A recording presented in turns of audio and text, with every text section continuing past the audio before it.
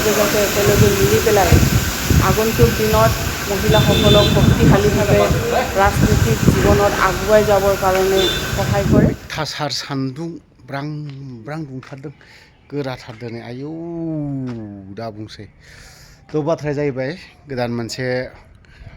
गोदानै सासे MLA आइजोनिफ्राय सिखांलांनाय क'क्राझार डिस्ट्रिक्टआवहाय जायखौ बुंदों सिउलि महिलारि हाग्रामा महिलारि सारनि बिसि दिनै बिथाङाबो आसाम एसेम्ब्लियावहाय बाथ्रा बुंजेननायखौ नुनो मोनदों।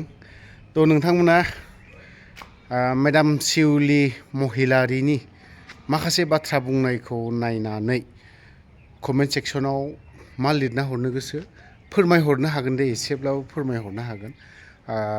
आंबो कमप्लिट नायजोबाखै दे, डाइरेक्टनो माथो बिदिलाय होजागोन होननानै आं एसे नोंथांमोननो एसे इनफरमेसन हिसाबै बा फार्स्ट टाइम दिनै आसाम एसेम्ब्लियावहाय दिनै खुगा बेखेवजेनदों बा आं लास्टथिंजायसो एसे नायहैदों बा आइजोफोरनि सायाव माखासे बाथ्रा बुंनायखौ जों नुनो मोनदों। थ' एसे नोंथांमोना नायनानै कमेन्ट सेक्सनाव एसे फोरमायहरबानो जाबाय।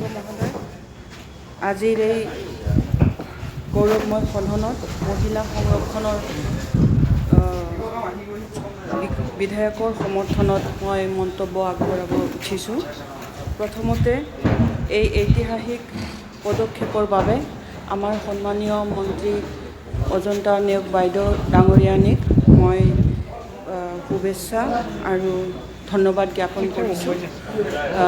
আজি কিছুমানে এই বিধেয়কৰ বিৰুদ্ধে কৈছে আৰু কথাটোও হয় যে আমি মোকে ধৰি কেইজনমান মহিলা ইয়াতে জিকি আহা আমি বিধেয়ক নাথাকিলেও আমি পুৰুষক কিন্তু পৰাজিত কৰি জিকি আহিবৰ কাৰণে সক্ষম হৈছোঁ। কিন্তু আচল কথাটো হৈছে এতিয়া সত্য কথা যে বহুত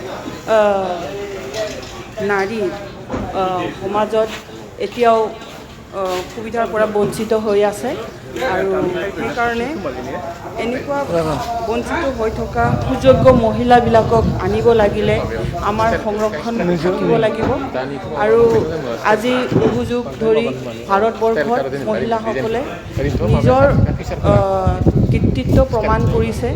আজি খেলৰ ক্ষেত্ৰতে হওক, শিক্ষাৰ ক্ষেত্ৰতে হওক, সাহিত্য, কলা, সংস্কৃতি আৰু বৈজ্ঞানিক আমি দেখি আহিছোঁ। আমি সুনিতা উইলিয়ামৰ কথা চাব পাৰোঁ, তেখেতৰ যেনেকৈ নাৰী হৈ পেলাই ইমান ডাঙৰ এটা কাম কৰি আহিছে আৰু তাকে আমি নাৰীৰ যে ধৈৰ্য আৰু নাৰীৰ যে গুণ সেইটো আমি মানিব লাগিব।